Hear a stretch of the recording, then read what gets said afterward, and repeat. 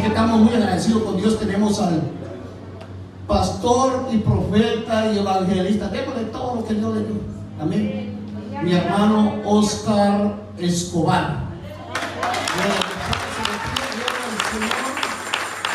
Pastor y profeta Oscar Escobar de Guatemala, ¿verdad? Bienvenido. Me toca presentarlo. Amén. Esta tarde yo lo conocí por allá predicando la palabra de Dios y lo vi y dije, lo llevo para Arca del Pacto. Así que el tiempo con él y recibámoslos con un fuerte aplauso. Gloria al Señor. Si eso fue para mí, está bien, pero eso es para Jesús, para nosotros.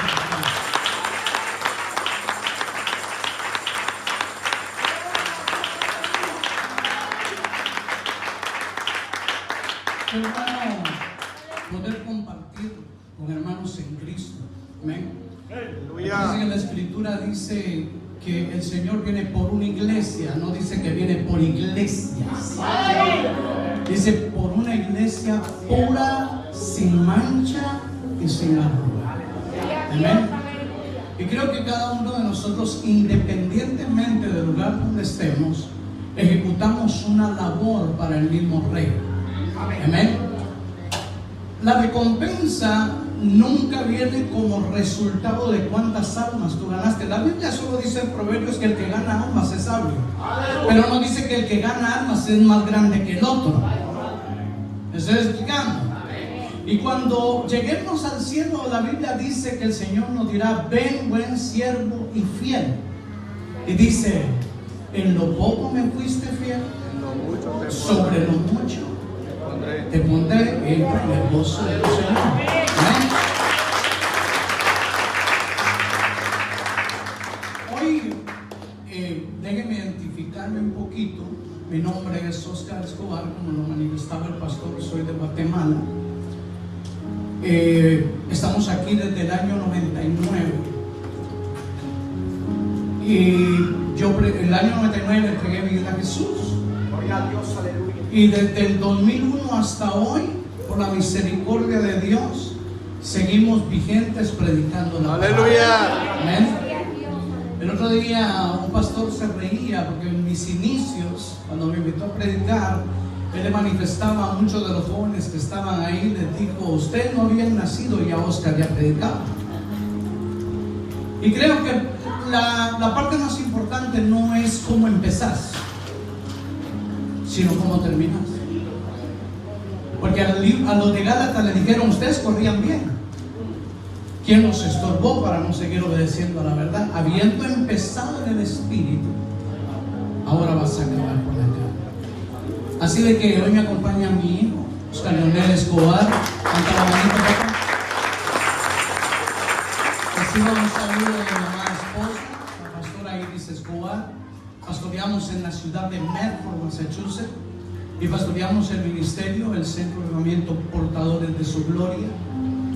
Ahí estamos ya por espacio de 14 años pastoreando y haciendo la labor del reino de Dios. Amén. Y seguimos trabajando hasta que pues el Señor venga. Bienaventurado aquel que cuando su Señor venga lo vaya haciendo así. Le acompañan también dos de los líderes, de los que yo le llamo los íntimos, los líderes más cercanos, hermana Senay, hermanos de los. Y sobre todo tenemos la responsabilidad de llevar la palabra del Señor tal como Él lo mandó, ¿verdad? Y predicar el evangelio a toda criatura. Amén. Así de que muchas gracias. Póngase de pie, por favor, en esta preciosa noche. Y vamos a ir a la palabra del Señor. Amén. Mira que está a tu lado y dígale: no me distraigas, por favor. Dígale: porque quiero escuchar la voz de mi Padre. Quiero que vaya ahí al libro de Hebreos, capítulo 9. Y vamos a leer del verso 3 en adelante. Dios bendiga a todos los pastores que saludaron, líderes si hay en el medio nuestro. Y les impulsamos a que sigan, amén, caminando siempre en pos del Señor.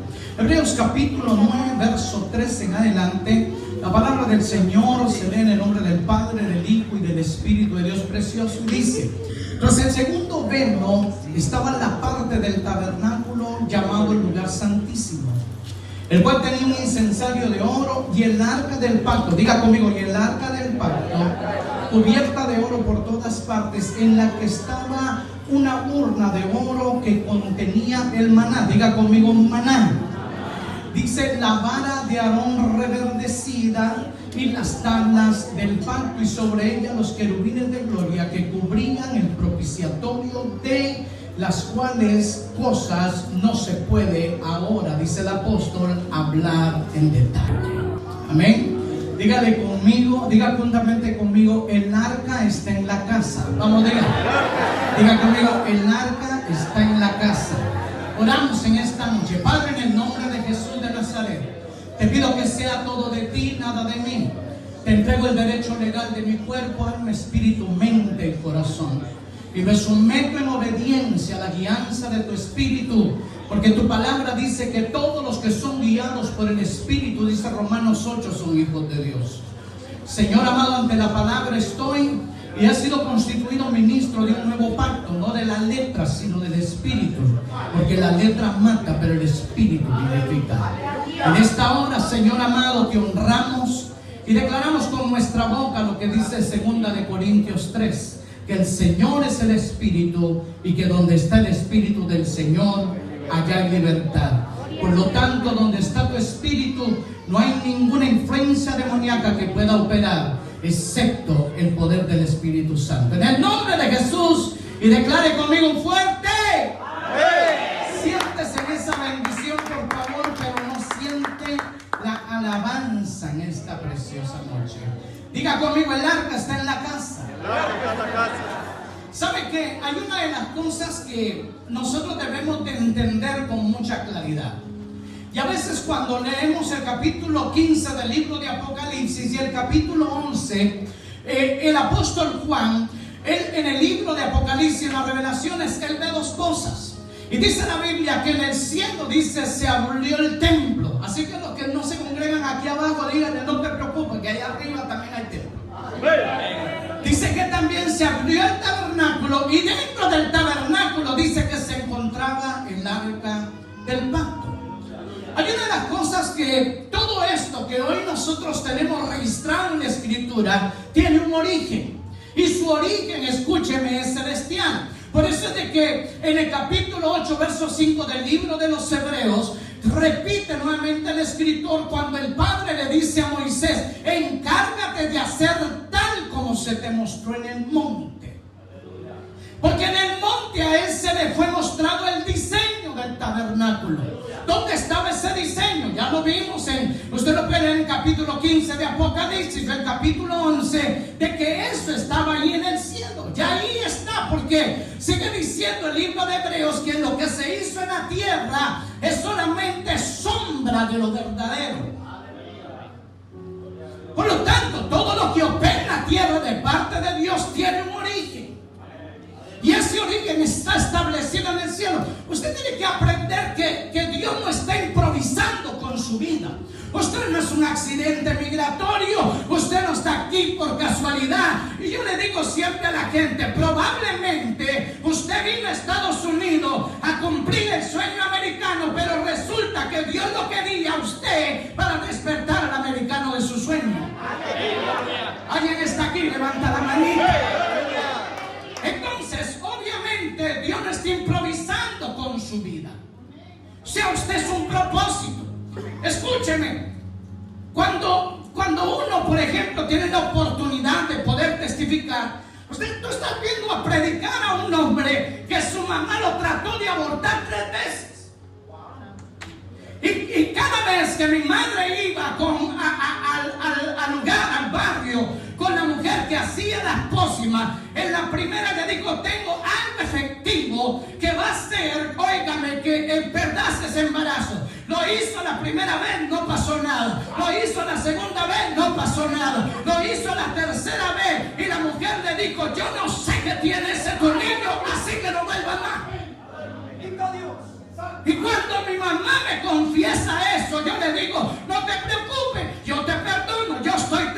tranquilo, porque aunque probablemente en tu ignorancia me querías abortar, tú no entiendes que yo soy un diseño que bajó del cielo. Alguien está aquí en esta noche.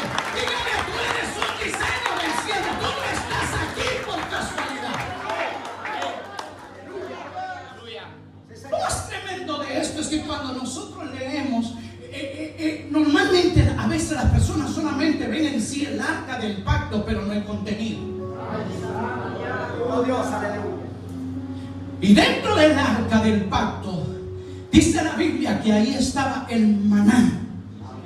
Y Jesús dijo en Juan 6, yo soy el maná. Dígale, en el arca tiene que estar Jesús.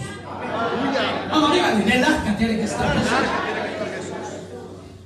Las tablas de los mandamientos que estaban ahí no eran las tablas que originalmente Dios había hecho, porque recuérdese de que Moisés, cuando descendió del Sinaí, al oír el ruido de lo que se habían corrompido abajo, quebró las tablas. Y Dios le dijo, ¿sabes qué? Ahora tú vas a ir a buscar y tú vas a hacer las tablas, porque yo no las voy a volver a hacer. Dígale, Dios no es responsable de lo que tú quieras. Vamos, dígale, Dios no es responsable de lo que tú rompas. Y Moisés tiene que hacer las tablas y las subió al Sinaí y Dios escribió. Porque ya en el libro de Proverbios capítulo 4, esas tablas se convirtieron en tu corazón. Dígale, la Biblia dice que tenemos que escribir la palabra en las tablas de nuestro corazón. Aleluya. Y esas tablas representan también al Señor Jesús. Él es el verbo, Él es la palabra. Y la vara reverdecida de Aarón, escúcheme, es impresionante esto, porque había un dilema con Coré. Y entonces Dios, para poder solucionar ese problema de rebelión con Coré, le dice, quiero que juntes a los 12 príncipes y quiero que agarres cada una de las varas y que le pongas el nombre de la tribu. Y solamente la recostaron en el arca del pacto. Y dice la escritura, escúcheme, que al siguiente día, diga conmigo, al siguiente día, sin agua, sin raíz, la vara había reverdecido y había echado flores de almendra.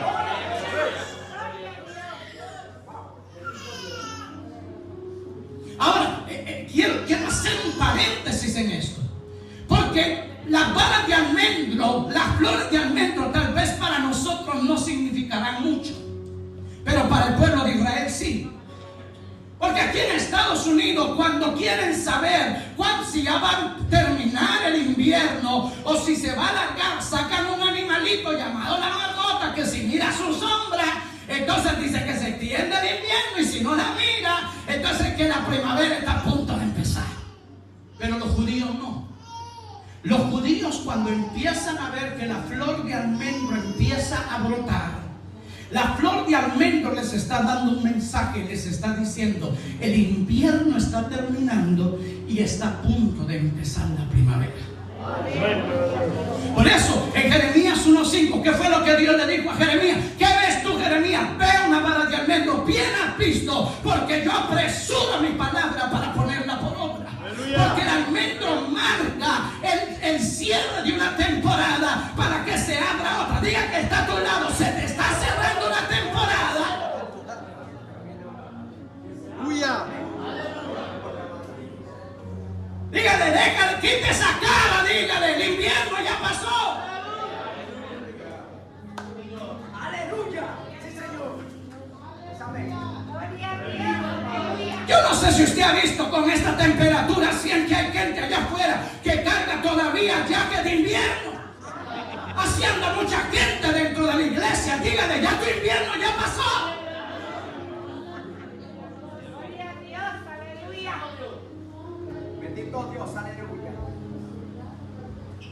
El problema que muchos de nosotros tenemos, óyeme, algo que en estos días el Espíritu Santo, escudriñando la Escritura, me impacta, es que yo no entiendo por qué la mayoría de creyentes asocian las malas temporadas a un desierto. Y la gente dice, ¿cómo está pasando un Y cuando vas a la escritura, no tiene sentido. Porque Lucas 4:1 dice: y Jesús, lleno del Espíritu Santo, fue llevado al desierto. Dígale, al desierto no mete gente vacía. Vamos, diga, al desierto no mete gente vacía. Y estuvo 40 días en el desierto para sacarlo en el poder del Espíritu Santo. Jesús no salió del desierto quejándose.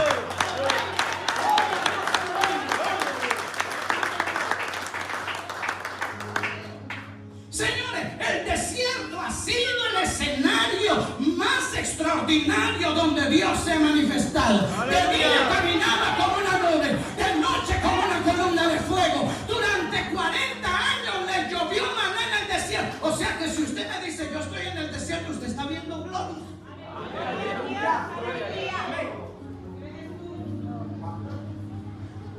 Bendito Dios, aleluya. Entonces, si nosotros, oigan, el problema no es saber Biblia. Porque hay mucha gente que sabe Biblia. El problema es que no la entiende. Poderoso Dios, aleluya. Por eso, cuando Felipe estaba en Samaria en pleno avivamiento, óigame, viene el Señor y lo agarra de un avivamiento y lo lleva al desierto. Que nosotros pensamos que es al revés, ¿no? Porque pensamos, Dios me saca del desierto a un avivamiento.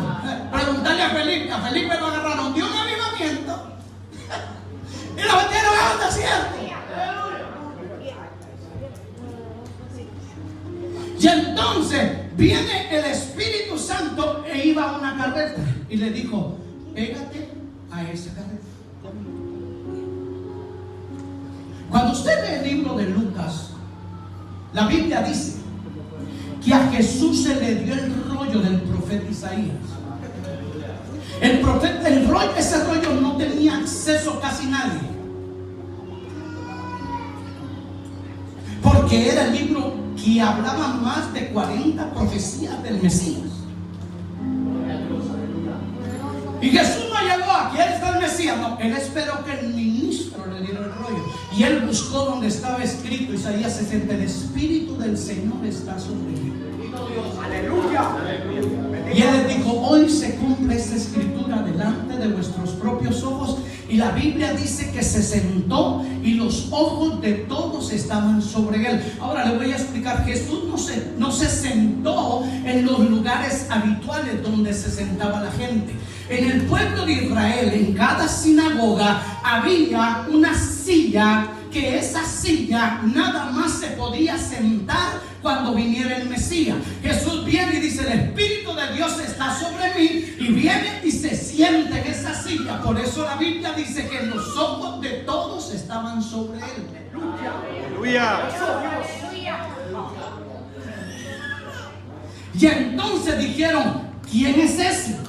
¿Acaso no sabemos que es hijo de José y de María? ¿Acaso no sabemos que tiene hermanos y hermanas? Y eso dice la Biblia, que lo sacaron y que lo querían dejar caer desde un despeñadero porque lo consideraban un blasfemo. Y entonces ahora surge algo más impresionante. Cuando Felipe es llevado al desierto de Gaza, la escritura dice, óigame, que el eunuco, el etíope, venía leyendo el rollo del profeta Isaías. Oye, el tipo no era judío, él era un eunuco, y la Biblia dice que él era ministro de Candace. ¿Sabe quién era Candace? Era la reina de Etiopía de ese tiempo.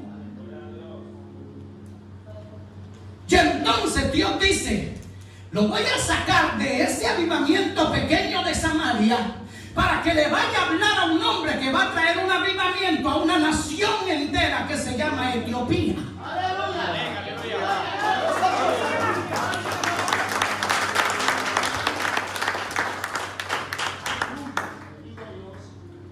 Cuando usted empieza a ver, escúcheme, todos, cómo sistemáticamente la palabra del Señor te está diciendo cómo tenés que hacer las cosas. Mateo 6:5 dice Jesús: ¿por qué me llaman Señor y no hacen lo que yo les digo? En otra versión dice: no hacen lo que yo les mando. ¿Es que yo siento que mandó Él? ¿O porque Él lo sentí? Se fue el gozo, ¿verdad? Hay cosas que la gente hace por un impulso emocional, no porque Él te dijo que tenías que hacer.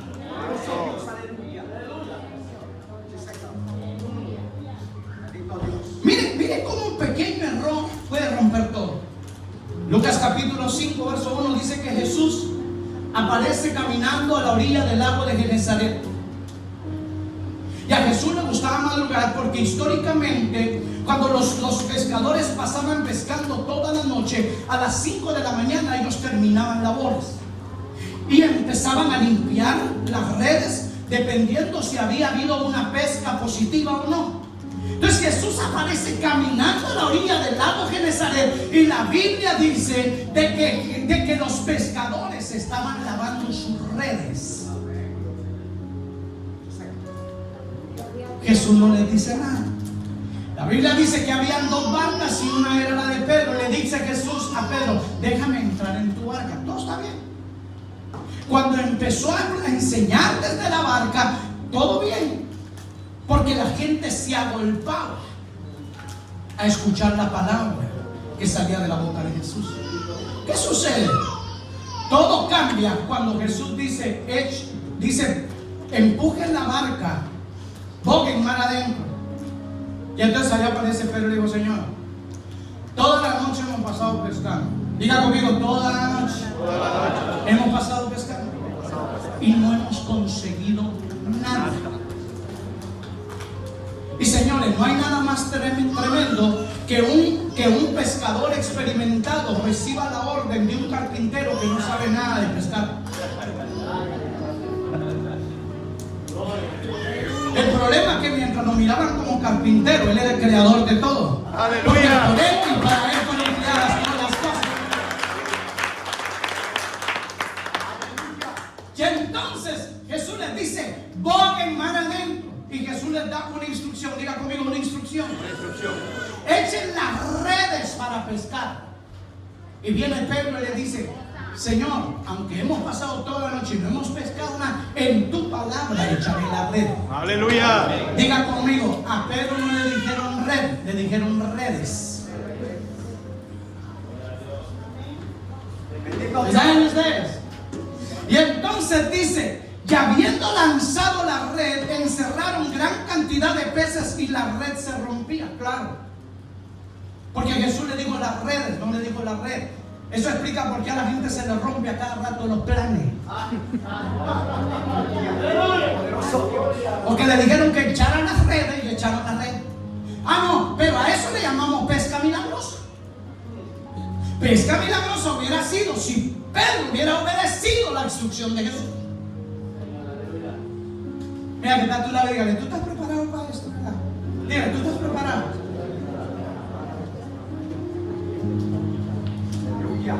Un pastor me dijo un día: ¿y usted de dónde saca tantas cosas? Me dijo: la misma Biblia que usted tiene. Y ahora lo vamos a explicar.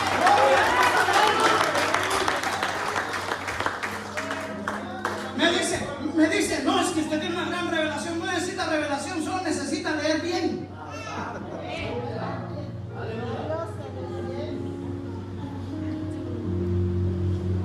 Bendito Dios, aleluya. Ve la historia del hijo pródigo: a los dos le dieron herencia, solo a uno. Y el hijo que se quedó en la casa era peor que el que se fue.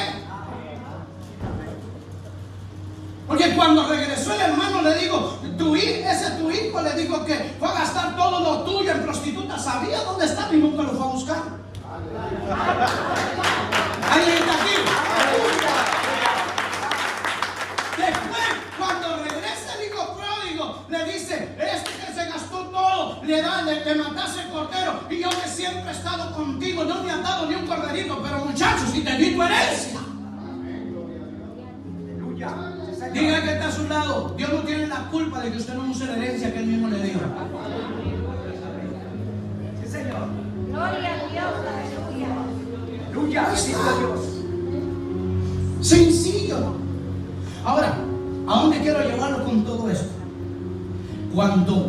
cuando el Espíritu le dice a Felipe, llégate a la carreta, el eunuco viene leyendo Isaías 53. Como oveja, hermano, sus transpiradores, no abrió su boca. Y lo primero que le pregunta a Felipe, ¿entiendes lo que lees? Y le dice el eunuco, ¿cómo voy a entender si no hay quien me lo explique? Ahora mira que está a tu lado y decirle, ¿cómo andas tú para explicar? ¡Aleluya! Bendito Dios. Es que tengo 20 años en el Evangelio, gran cosa. Pero hermanos, ¿cuántos años tenés? Sino cuánto has entendido. Esto acá, tu victoria no está en que te vayas a la casa. ¡Wow! ¡Qué gran mensaje! Mi trabajo no es eso. Mi trabajo es liberar tu entendimiento a través de la Escritura.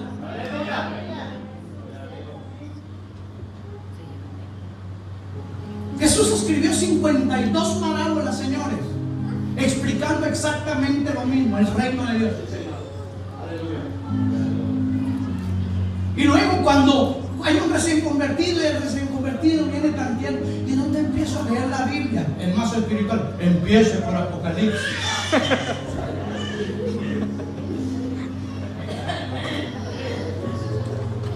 La Biblia, Jesús mismo te dijo dónde tenés que empezar a leer la Biblia.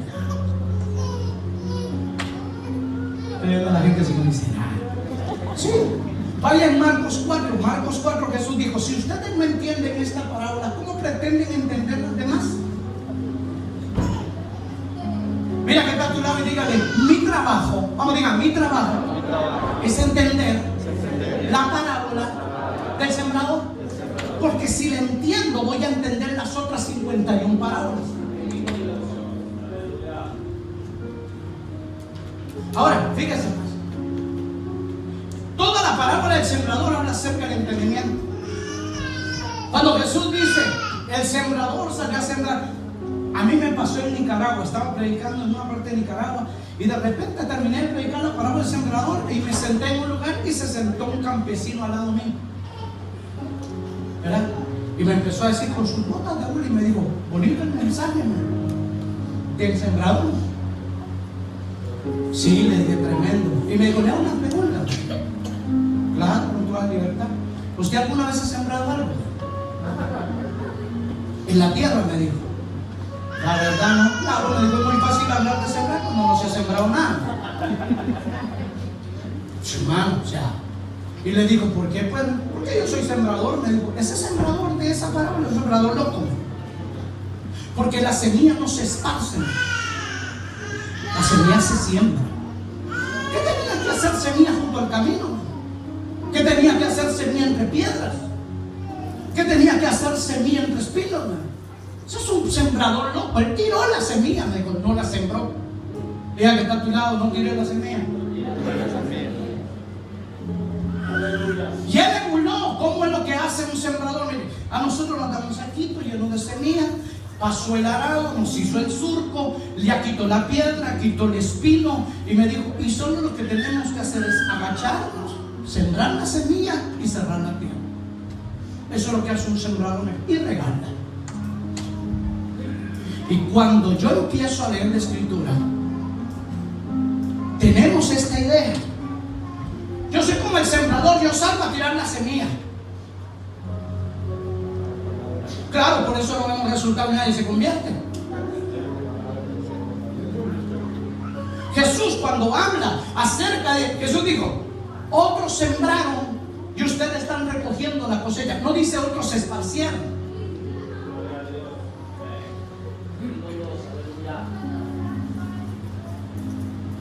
Y entonces cuando Jesús empieza a explicar la parábola, dice, los que cayeron junto al camino, estos son los que oyen la palabra y no la entienden. Entonces viene el malo y arrebata lo que fue sembrado en sus corazones. Entonces puedes reprender al diablo todo lo que quieras, pero si no entendés, es la vía legal que tiene para robarte. Ay, eso dolió. Lo que le da a Satanás para la legalidad para robarte es que no entendás. Entonces viene el malo, como no entiende, arrebata lo que fue sembrado en su corazón. Luego dice, los que cayeron entre piedras, dice, estos son los de corta duración. Porque dice que cuando caen no tienen raíz y se secan. Los que cayeron entre piedras, dice que son los espinos los que le enredan. Y Jesús termina diciendo, los que cayeron en buena tierra, este es el que oye la palabra y le entiende. Ahora, escuchando lo que dice la Biblia, oye la palabra, la entiende y dice, produce y da fruto. ¿Tú quieres evaluar a una persona si está entendiendo? Evaluarle el nivel de fruto y lo que está produciendo. Porque hay gente que en las iglesias lo único que producen son problemas. Sonría que yo le amo.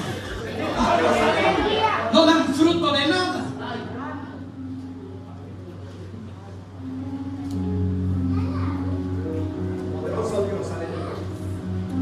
Señor, yo he estado aquí en Boston desde el 99 y yo he visto de todo. Yo sé las iglesias que han salido divididas.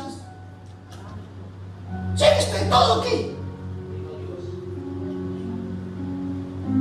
Poderoso Dios, aleluya. Y Satanás ha aguantado todos los avivamientos, los ha aguantado todos.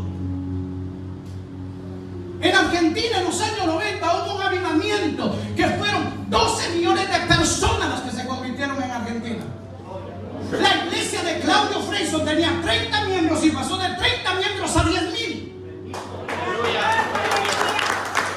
Ahora, cuando ellos quieren evaluar de esos años para acá, persevera solo el 3% del 100%. ¿Dónde estuvo el problema? Jesús te dijo, el problema no es la mies es mucha. Los obreros son pocos.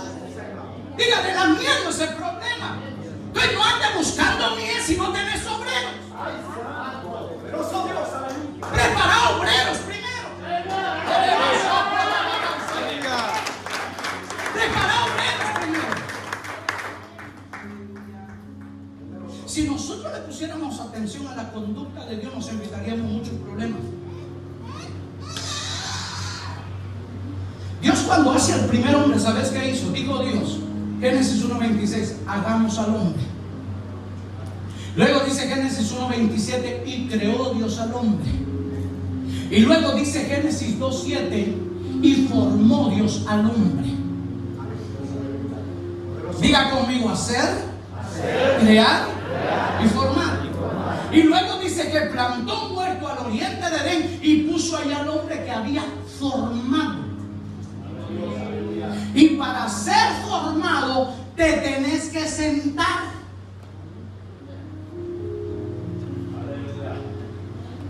Ya una pregunta. Si a ti te tuvieran que hacer una cirugía y te dijeran, mire, este muchacho le va a hacer la cirugía, él aspira a ser cirujano, ¿verdad? Y debe, ¿qué es lo que tú dirías?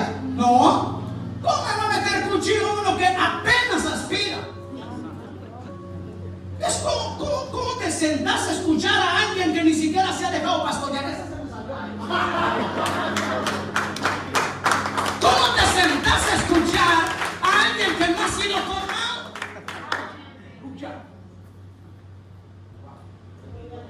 Es que tenemos un montón de gente hablando disparates desde el altar. Poderoso Dios, aleluya. Predican a un Cristo que es el resultado de una construcción ideológica de él. Por eso es que usted va a ver creyentes. Y no lo vi en la campaña en los 3 días. No pude, pero mi Señor sabe. Sí, su Señor, el que Él se construyó aquí. Aleluya. Porque el que está en la Escritura nunca le aprobaría eso.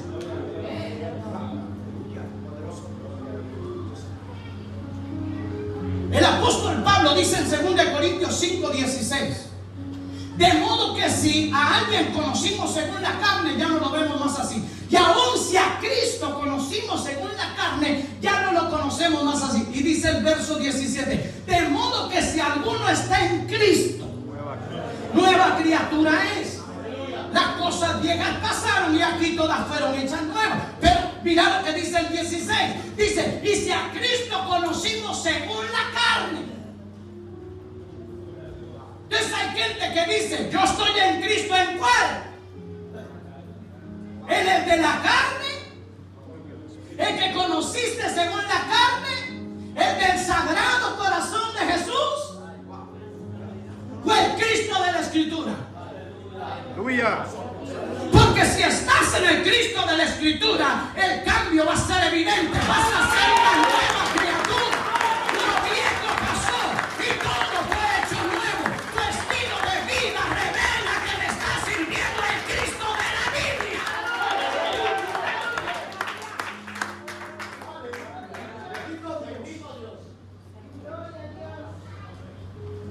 Si nosotros, escúcheme, ¿me entendemos? Y usted dirá, pero usted empezó hablando del arca del pacto. Claro. Porque ahora Jesús es el arca. Es la esencia de la presencia de Dios eterno. Aleluya. Gloria a Dios. Aquí tenés que volver.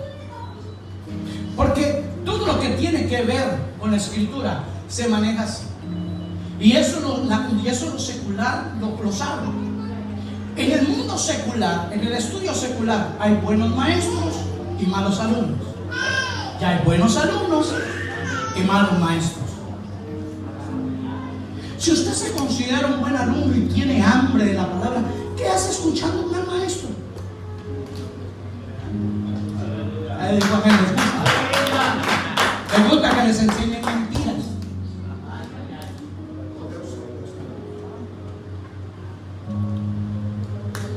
El problema es que la naturaleza de la Escritura, oíme, la naturaleza de la Escritura es esta. Segunda de Timoteo 3:16 dice, toda la palabra es inspirada por Dios. Diga conmigo, toda la palabra es inspirada. Ya empieza a hablar el filtro, útil para enseñar, para corregir, para redarguir, para instruir en justicia, a fin de que el hombre de Dios sea perfecto y dice enteramente preparado para toda buena obra. No dice preparado, dice enteramente preparado. Le pregunto, ¿cuántos quieren estar enteramente preparados? Pero antes de responderme, piense por el amor de Dios. ¿Ok? Que no sea un impulso emocional, que sea algo con responsabilidad de su espíritu. ¿Cuántos de todos los que están aquí pueden levantar la mano y decir, yo quiero ser enteramente preparado? Levántame la mano. Los que quieren ser enteramente preparados. Ok. Los demás, bueno, a ver. Para tú estar enteramente preparado, alguien te tiene que agarrar y te tiene que enseñar. Número uno. Alguien te tiene que instruir. Porque enseñar e instruir son dos cosas distintas. Alguien te tiene que redarguir. ¿Y sabe qué significa redarguir? Señalarte lo que no está bien. Aleluya. Enseñar, redarguir, corregir e instruir. Ahora, hay gente que no le gusta que lo corrijan. Santo. Poderoso Dios, aleluya.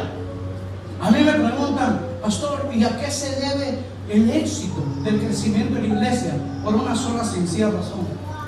Yo nunca le rezongué a mi pastor, aun cuando estaba equivocado.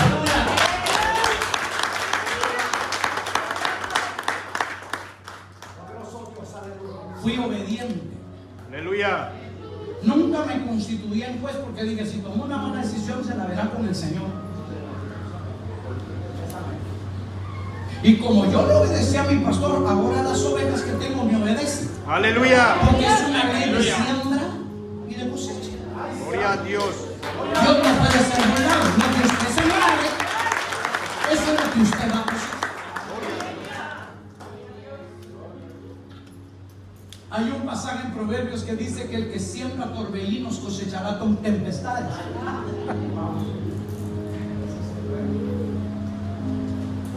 Ahora quiero entrar en este rollo. Fíjese una cosa.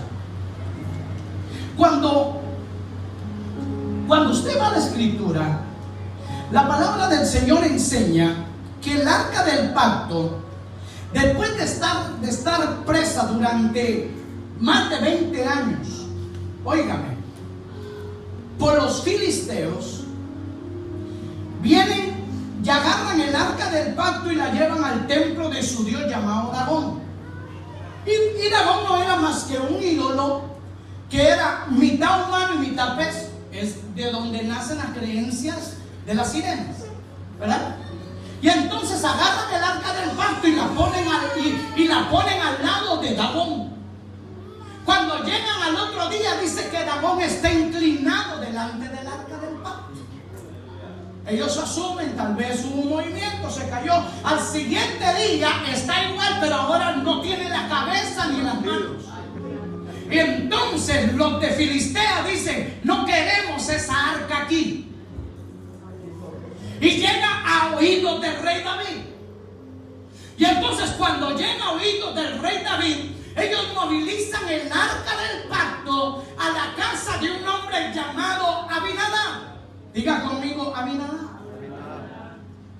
Y en la casa de Abinadab, gloria al Señor, dice 1 Samuel 7:1: y vinieron los de Kiriat Jearim y llevaron el arca de Jehová y la pusieron en casa de Abinadab, situada en el collado, y santificaron a Eleazar su hijo para que guardase el arca de Jehová. Desde el día que llegó el arca a Kiriat Jearim pasaron muchos días, 20 años, y toda la casa de Israel gemía por causa del arca. ¿Están aquí? Hermano, 20 años el arca en una casa y no ocurrió nada.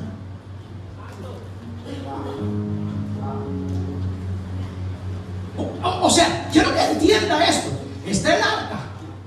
El arca tiene el maná, la vara reverdecida de Aarón. Tienen las tablas de los mandamientos escritas por Dios. 20 años en una casa. Abinadab era levita. Poderoso Dios, aleluya. Señor, yo quiero que tu presencia esté en mi casa. ¿Para qué? Aleluya. Si no la vas a honrar, si no vas a adorar al que esté en el arca, no importa cuál sea tu llamado, no importa de qué te jactes. Poderoso Dios, aleluya. Aleluya. No importa de qué te jactes.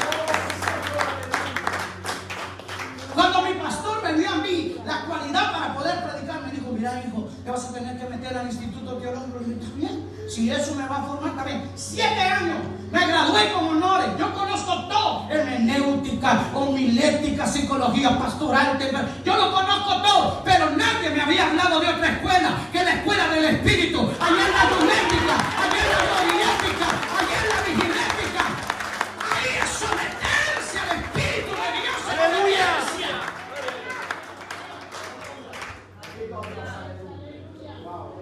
Ayer renunciaba a todo.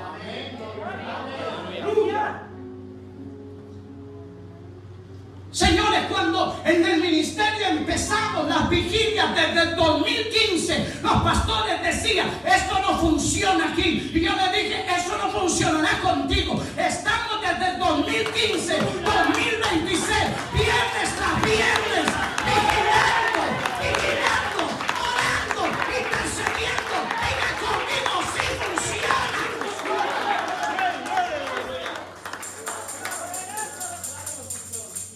Bendito Dios. ¿Y sabes qué fue lo que me tocó a mí? La Biblia dice que cuando Jesús encontró a Pedro, pasaron toda la noche pescando. Y luego Jesús, para llamarlo, pasó toda la noche orando en el monte. Pero cuando a Jesús lo iban a entregar, les dijo: no pudieron ni velar conmigo una hora. En el mundo podían pasar toda la noche, pero ahora con Jesús ni una hora.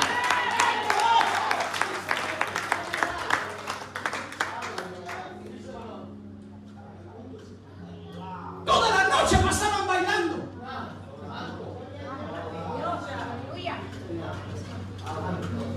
Y ahora va a ser una vigilia cabeceando. Vigilia que empiezan a las 7 y terminan a las 11. Eso podrá ser cualquier otra cosa menos la vigilia. Bendito Dios. Aleluya. Señor. Usted me dice si sigo o se paro, que yo ya me puse a bailar. 20 años el arca del pacto en una casa. Y no ocurrió absolutamente nada. ¿Sabes qué fue lo único que le dejó? Este hombre llamado Abinadab tenía 3 hijos. Tenía uno que se llamaba Eleazar, que fue el que lo pusieron a cargo de cuidar el arca. Luego tenía el segundo hijo que se llamaba Ayo, y el tercero, el más pequeño, que se llamaba Usa. Y Adón David, que en su emoción sabía que el arca no la podía transportar cualquiera excepto los levitas, manda hacer un carro nuevo con 2 bueyes. Diga conmigo: el arca no la pueden transportar bueyes. Aleluya. Y entonces lo que estos 3 muchachos, su papá Abinadab, Eleazar, Ayo y Usa, habían visto dentro de su casa durante 20 años, parece que su papá y sus hermanos nunca le enseñaron al hijo más pequeño el cuidado que se tenía que tener con la presencia de Dios, que no la podía tocar cualquiera. Y Usa, donde ve que el arca se mueve en la carreta, le mete la mano y la presencia lo mata.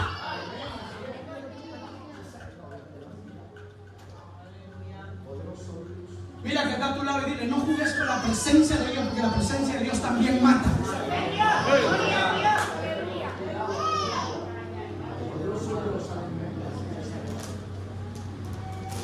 Un día en una iglesia me dijeron: profeta, ¿puede hacernos un favor? Le dije: ¿qué? Si va a subir a predicar, se puede subir sin zapatos, me dijo, porque el lugar donde usted se va a subir es santo. Y le dije: ok. Le digo: yo no hay ningún problema. ¿Qué vas a hacer de quitar los zapatos para tocar un lugar santo si no te comportas al respecto de la santidad?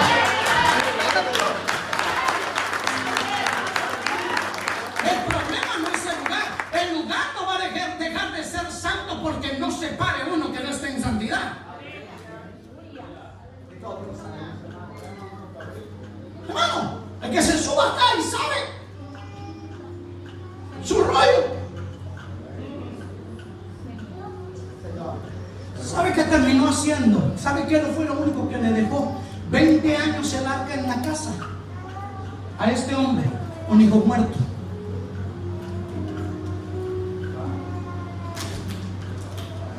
¿Sabes cuál es mi victoria más grande? Mi victoria más grande no es cuántas profecías se cumplen, ¿sí o no? La hermana viene de Honduras, ella subió un video, una palabra específica que Dios le dio. Y Dios fue específico hasta en el color de las camisetas de la gente. Y lo que Dios iba a hacer. Ahora yo no ando con la trompeta y el tambor, porque es que al final no soy yo. Gloria a Dios, aleluya. Yo no soy el agua, soy la manguera. El agua no soy. Yo estoy claro en eso. Yo camino con los pies en la tierra y la cabeza en el cielo, no tengo problema. A mí a los halagos no me afecta.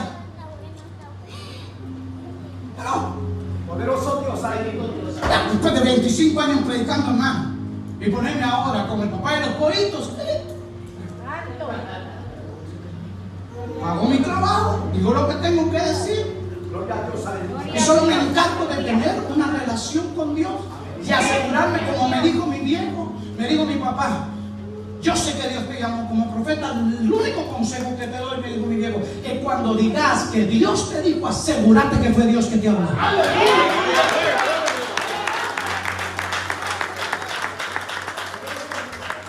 Ahora, aquí viene lo más tremendo. David no quiso llevar el arca y la llevan a la casa de un hombre llamado Obededón. Y te voy a decir, Obededón no era judío. Por eso dice Obededón Geteo. Él era de Filistea. Te voy a dar otro dato. Caleb no era judío. Caleb era ceneceo. Esos ya eran gentiles entrando en el plan y el propósito divino. Y entonces, hermano, Obededón no tenía que ver nada con esto. El tipo era un geteo, un filisteo.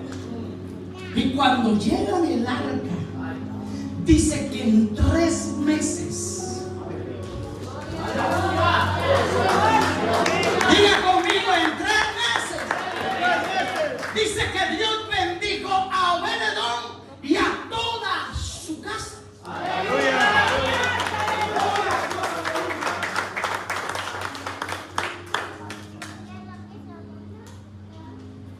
El otro día hay algo que me ocurre y no me ocurre siempre. Tengo que ser claro con esto.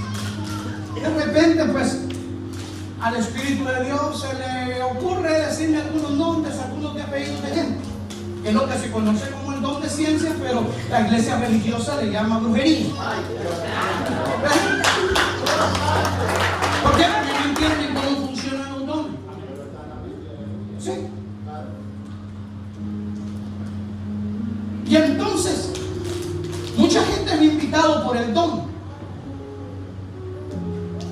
Pero yo les digo, si me estás invitando por el don y el don no fluye, te aguantas. Porque voy a predicar. ¿Sí o no? Te voy a ahorrar 200 años de dolor de cabeza. ¿Vos querés ver a un profeta de verdad? Medir el nivel de conocimiento. Porque si tiene conocimiento de la Escritura, va a tener algo que decir. Pero si es solo manifestación y te predica 15 minutos de palabra, poner en duda.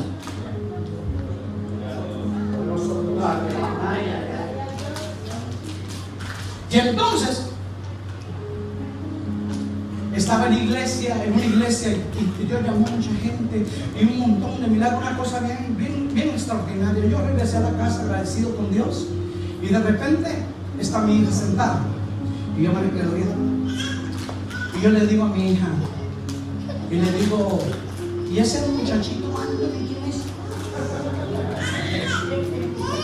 Ella me dice, oh, Anthony es un amigo. Y le dije, ¿are you sure it's a friend? Y le dije, ¿estás segura que es un amigo?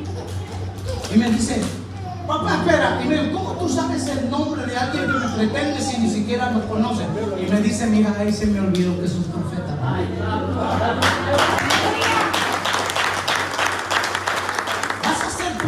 Aquí, pero y en tu casa se está cayendo a pedazos.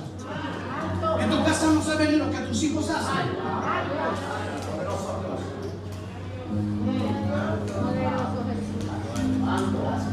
Entonces ahí se aplicaría el refrán que dice, luz de la calle y oscuridad de la casa.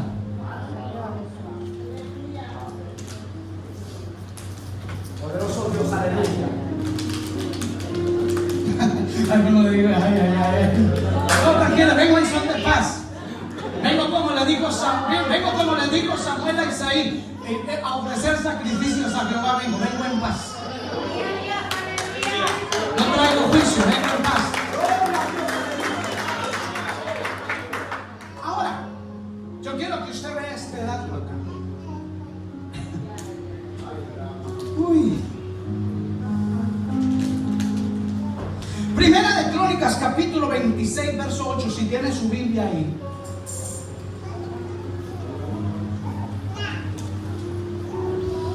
Déjenme buscarlo. Gracias, Señor.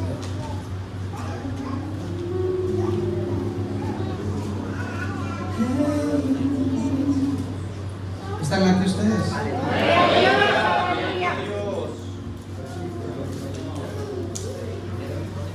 Siento la presencia de Jesús.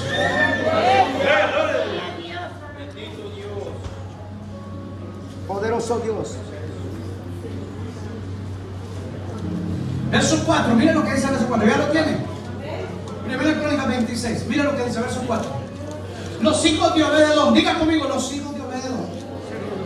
Semaías el primogénito, Josabad el segundo, Job el tercero, el cuarto Sacar, el quinto Natanael, el sexto Amiel, el séptimo Isacar, el octavo Peutai, porque Dios había bendecido ¿a quién? A Obed-edom.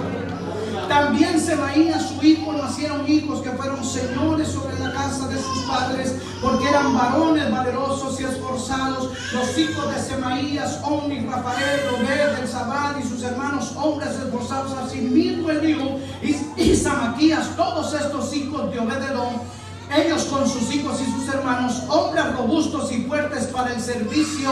¿Cuántos? Diga cuántos. 62 de Obed-edom.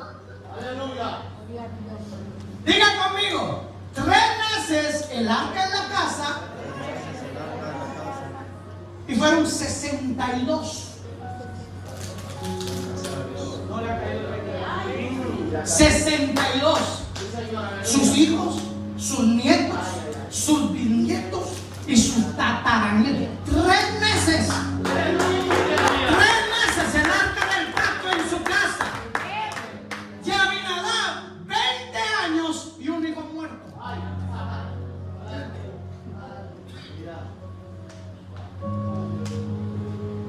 La gente necesita entender que la presencia de Dios, señores, no es un show. Eso no es un espectáculo. Aleluya. Voy a decir algo que probablemente le va a caer mal. Al final, chapimba. Poderoso Dios. Aleluya. Pero es que entre montón parecemos pandilleros contra el diablo. El problema es cuando te quedes solo. Porque cuando vemos unos 50 todo el mundo ruge, pero cuando estás solo sube el gatito. Bendito Dios. Aleluya. ¿Sabes? En el momento del conflicto vas a crujir. Vas a clamar como realmente clamas. La presencia de Dios. Mire, hay una cosa que es, y aquí no he dicho, ya casi termino, la primera vez que lo digo, ya voy a casi terminar. ¿Quiere que termine ya? No. Claro, me dice como que termine ya. Hay una cosa que yo no entiendo de los evangélicos modernos. ¿Por qué tenemos una tendencia a rivalizar a Satanás con Dios? Pregunto, ¿quién es el creador aquí? Dios es el creador y Satanás es el creado, ¿sí o no? Es el creado y el criado.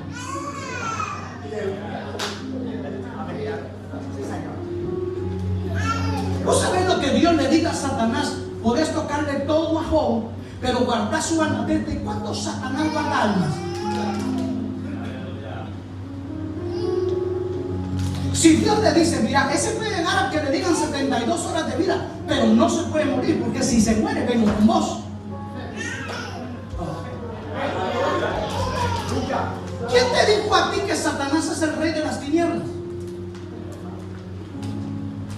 Si la Biblia cuando habla de Satanás habla del príncipe de este siglo, del príncipe de la potestad del aire, nunca dice que es rey. La iglesia evangélica es la que lo llama rey. ¿Será tu rey? ¿Mío o no?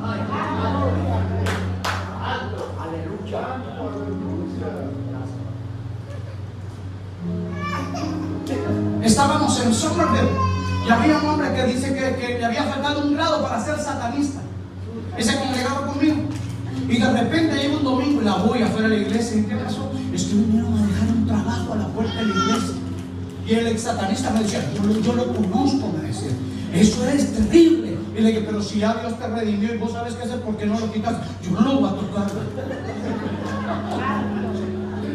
Agarré a mi esposa y le dije, entra y me traes una bolsa de basura. qué? Poderoso Dios, aleluya. Aleluya. ¿Por qué después de un culto de gloria oramos para que Satanás no nos haga nada allá afuera? Dígale, entonces es contradictorio lo que acabas de proclamar dentro. Ya tenés un Dios poderoso, pero ahora tengo miedo de salir y necesito que Él me cubra porque el diablo me puede hacer algo. Ay, ay, ay, parece aquí.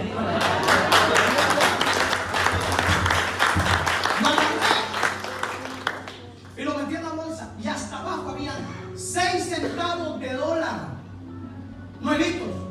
Y yo le dije a mi esposa, mirad estos miserables, pues. 6 centavos. Por lo menos hubieran dejado 6 de a 100. Para que colaboraran con los 6 centavos. Los agarré, me los metí a la bolsa, prediqué con ellos y cuando llegué a la casa los metí a mi cochito. 6 centavos para algo sirve. Aleluya. Aleluya.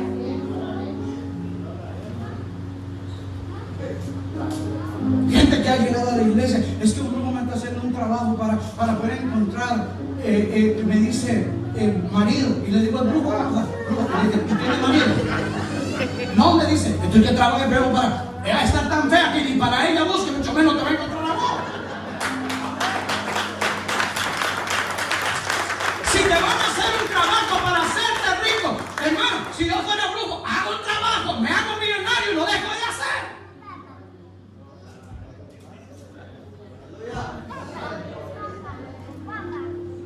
Aleluya. Bendito Dios. Otro día andaba un brujo cubano, ¿verdad? Con un sombrero. Y yo dije, usted me mira chaparrito, así lindo. Si no me echo porra, ¿yo quién? Dios, aleluya. Y de repente, escúcheme, miro ese brujo con ese gran tipo como de 2 metros. Y yo dije, la Biblia no puede mentir. La Biblia dice que las tinieblas no prevalecen contra la luz. Y me decía poner a la par. Amén, gloria a Dios. Y me decía, ¿qué? Caminaba él y me le pegaba. Hasta que me dijo, tú tienes algo que yo no soporto. Yo dije, lo que dice la Biblia es verdad. El asa del pacto está dentro de mí.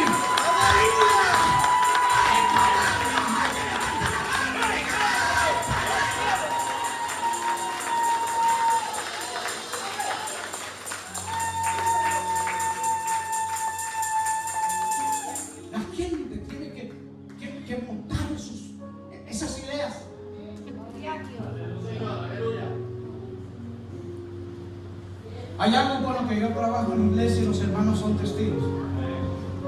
Aun cuando los de la alabanza están cantando, yo conozco la presencia de Dios.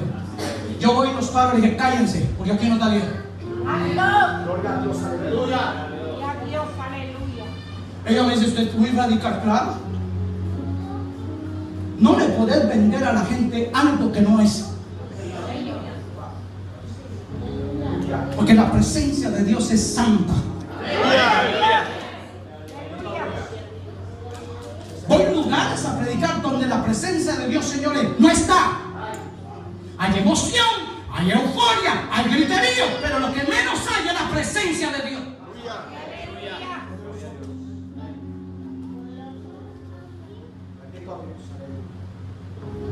La gente cuando habla de adoración, venimos a buscarte en adoración. La Biblia dice que a los adoradores Él los busca. Escucha bien esto, Dios busca adoradores. Usted como adorador no lo busca. Cuando usted adora, Él lo busca a usted. Si la adoración es en espíritu y si la adoración es en verdad. Esa es la base bíblica. Él busca a los adoradores.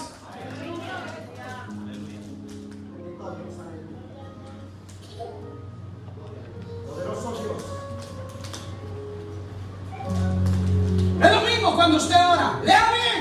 Entra en el secreto de tu habitación y cierra la puerta. Y tu Padre que te ve, no dice que te oye, que te ve en el secreto. Cuando tú entras al secreto a orar, el Padre no te oye, el Padre te ve. Aleluya. ¿Qué dice Jeremías 23? ¿Quién estuvo en mi secreto? ¿Y quién vio y oyó mi palabra? Poderoso Dios. Gloria a Dios, aleluya. Si nosotros volvemos nuevamente al origen de las cosas, vamos a ver resultados. ¿Sabes cuál es el problema? Que la gente de afuera está cansada de religión. Hoy hay iglesias que no evangelizan porque no tienen nada que decir de Jesús. Voy a decirlo de nuevo para que vean por completo. Hay gente que no sabe hablar de Jesús, no tienen nada que decir de Jesús. No saben qué dice Juan 3:16, no saben qué dice Apocalipsis 3:20, no saben qué es lo que dice Romanos 3:20, no tienen ni siquiera versículos para evangelizar. Y la gente del mundo que son católicos, que leen la Biblia, los terminan evangelizando a ellos. Poderoso Dios, aleluya. ¿Qué pasaría si uno del mundo te parara? Explícame quién es Jesús por la Escritura. ¿Qué hizo? Yo no sé si como pastores nos pasa eso. Ojalá que quede vigente las invitaciones, porque miro como caras como que otros dicen, ojalá que no lo vuelvan a traer. Yo no sé si como pastores, los pastores que están aquí les pasa. Usted pregunte, haga la prueba. ¿Qué prediqué el domingo pasado? Y todos se empiezan a ver. No se acuerdan ni qué predicó el pastor, ni quieren crecer, ni quieren ministerio.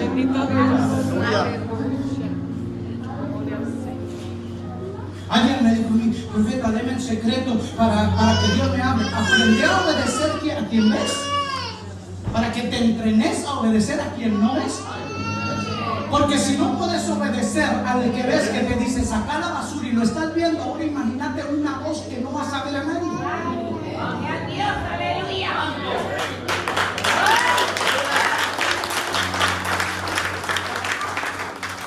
En conclusión, diga que está a su lado, parece piedra, pero es pan, dígame.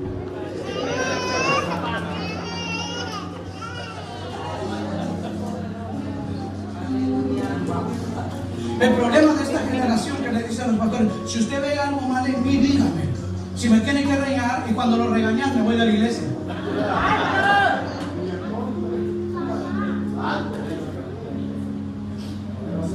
Porque son como niños, por todo lloran.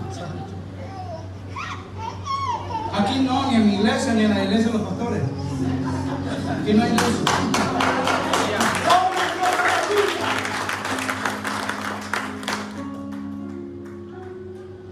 Cuando usted captura la presencia de Dios y usted hace que esa presencia more y viva,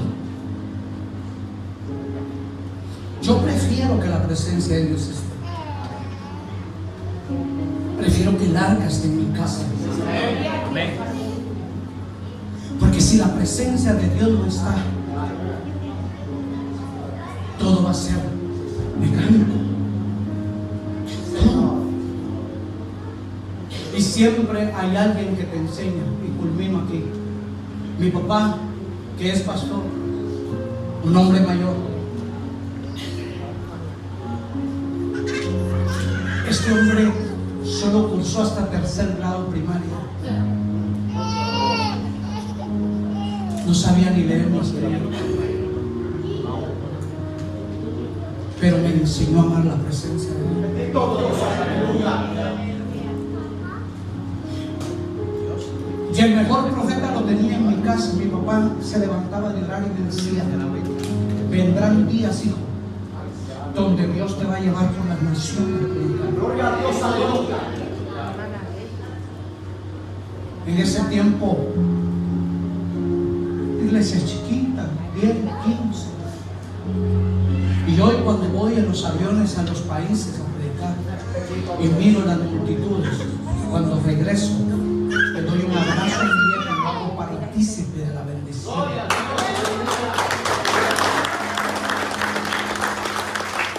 Y le dije, cuando nadie creía en mí, le dije, tú como papá, como mi profeta, nunca negaste, Aleluya. nunca cesaste. Bendito Dios. Y probablemente no me dejará una herencia económica, pero me dejó la mejor herencia: amar la presencia de pie, por favor.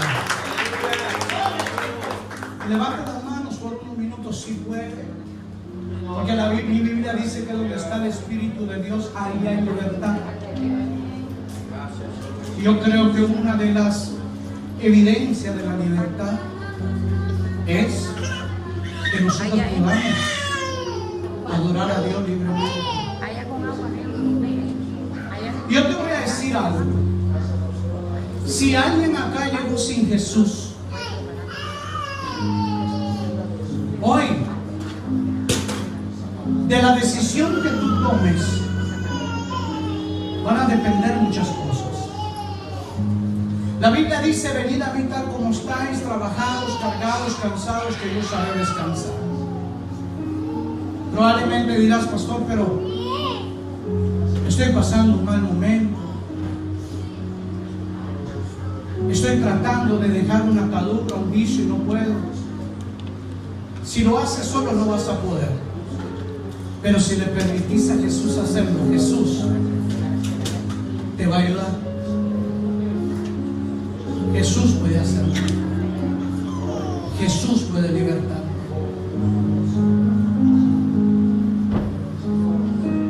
¿Sabe? La gente me ve y hoy me admira como predicador, pero nunca me vieron en los días que me quedaba tirado en la calle.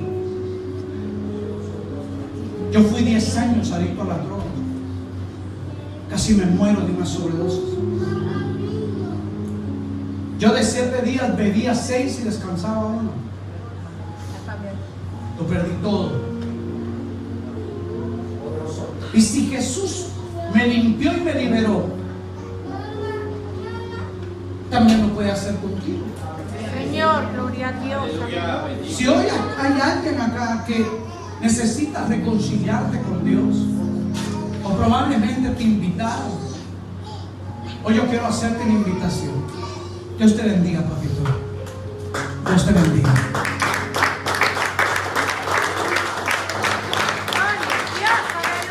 Si hay alguien que necesita a Jesús, esta es la noche. Jesús te ama. Y eso no lo cambia a nadie. Yo quiero que vos ores por él y lo conduzcas para que acepte a Jesús y sea conocido. Ora por él. Va a orar por él.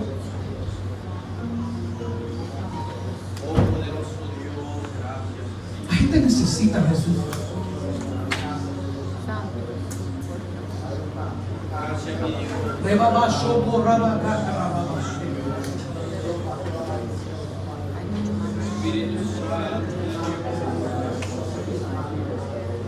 Si alguien necesita a Jesús, Él está aquí.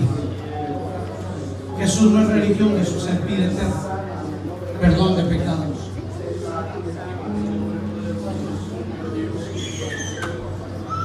Y si veniste bajo el estigma de la enfermedad, quisiera que me dieras unos minutos para orar por ti. Yo creo a los milagros. Aleluya. Y yo creo que Jesús puede hacer algo hoy. Gloria a Dios. Si hoy llegaste con alguna enfermedad, permíteme orar por ti. Sal de tu silla y ven. Pastor, el que está caliente, está más caliente el infierno, no te preocupes.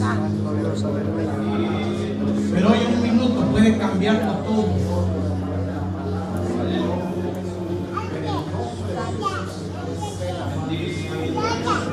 Aleluya. Tú mereces gloria y